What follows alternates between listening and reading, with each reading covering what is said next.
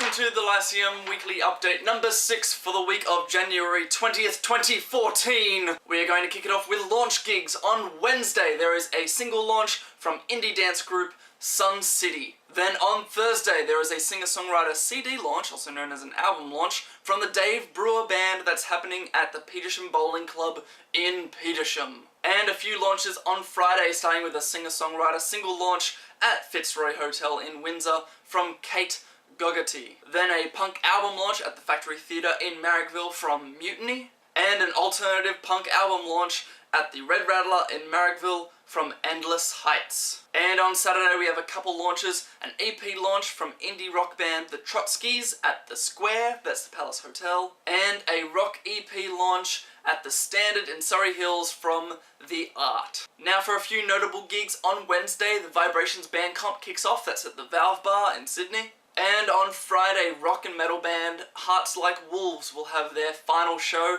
That's happening at Sphere Night Spot in Sutherland, also known as Studio 6. And then on Sunday, another metal and rock band, The Eradicated, are also having their final show. That's happening at Frankie's Pizza by the Slice in Sydney. And now onto some news. Most of the news this week was taken up by Triple J and a lot of back and forth, accusing and replying and being like, you do this, and then like, no, what the fuck? It all started from a Fairfax article that was looking at Triple J with some anonymous sources saying that they changed the style of their music to fit with Triple J's inherent bias that they see. The bias being that they only play indie rock, pop, or electronica hip-hop kind of bands, without much regard for the actual rock, metal, punk kind of scene. As a result, Triple J's station manager Chris Scadden came out to rebuke those claims, saying that if a band changes their music, it's kind of their problem. If a band wants to change it, that's up to them.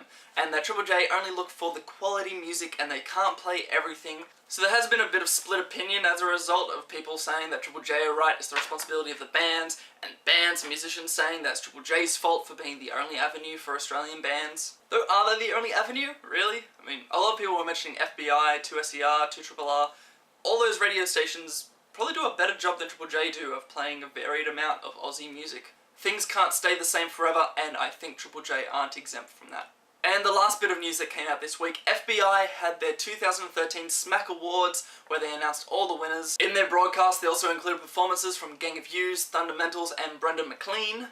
And now the FBI Smack Award winners for 2013. Starting off with Best Artist, won by Mike Hewson. The Best On Stage, Nick Coyle. Best Arts Program, Golden Age Cinema. Best Eats at Mary's. Remix the City, Alaska Projects. Best Song, The Preachers, Is This How You Feel? Best Live Act, Sarah Blaskow. Sarah Blaskow. Sarah Blaskow? Sarah Blaskow. Best Music Event, The Secret Garden.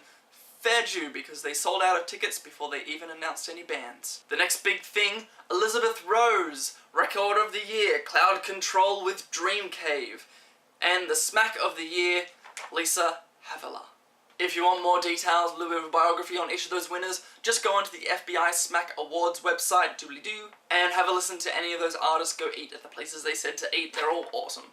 And Band of the Week this week, Domino, because, you know, they're a game changer. They're a progressive rock, metal-y kind of band that have Middle Eastern tunes infused into all the stuff that they do. Really fucking cool band. Their song will be played at the end of this video. I am always really confused as to which side of this is actually the end of the video, so I might have just pointed to the beginning of the video, but if not, the end of the video. And if you like what you hear, you can check out their gig as part of an Australia Day event on Sunday at Valve Bar.